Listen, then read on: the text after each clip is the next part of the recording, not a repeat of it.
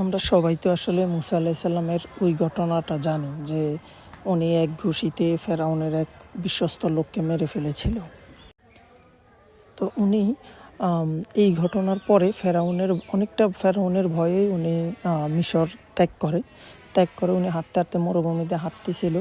তখন উনি পথিমধ্যে দেখেন যে কয়েকজন মহিলা তাদের ভেড়ার পালকে বা উটের পালকে আসলে পানি খাওয়ার জন্য একটা কূপের আশেপাশে দাঁড়িয়ে আছে। মুসা আলাইহিস সালাম ছিলেন খুবই ক্লান্ত এবং ক্ষুধার্ত। সবাই যেখানে কূপ থেকে তার সেই ভেড়া অথবা উটগুলোকে পানি খাওয়াচ্ছে, কিন্তু ওই মহিলাগুলা জাস্ট দাঁড়িয়েছিল। ওরা কূপের কাছাকাছি দাঁড়িয়েছিল, কিন্তু কূপের কাছে যাচ্ছে না পানি খাওয়ানোর জন্য।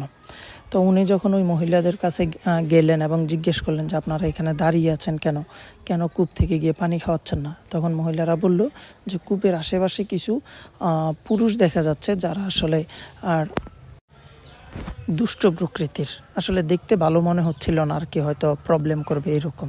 তো তখন কি করলেন, মুসা আলাইহিস সালাম নিজে থেকে ওই ভেড়াগুলো নিয়ে গেলেন এবং ভেড়া বা উট যাই হোক না কেন ওইগুলোকে নিয়ে কূপের কাছে নিয়ে গেলেন এবং তাদেরকে পানি খাওয়াইলেন।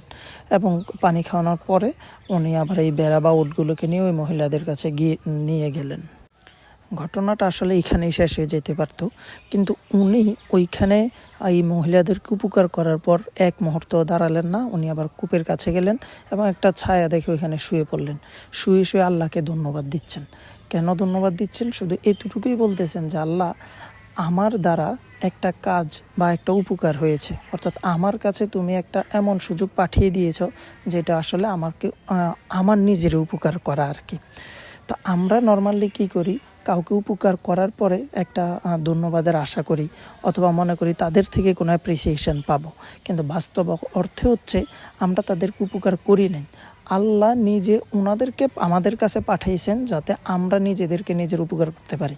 তো এটা উস্তাদ নোমান আলী খান এভাবে বর্ণনা করেছেন যে মুসা আলাইহিস সালাম এর আগে একটা অপরাধ করেছেন, একটা মানুষকে মেরে ফেলেছেন, যদিও এটা অনিচ্ছাকৃতভাবেই ছিল, তো অপরাধ বলা যায় না, হয়তো বা একটা ভুল ছিল আর কি।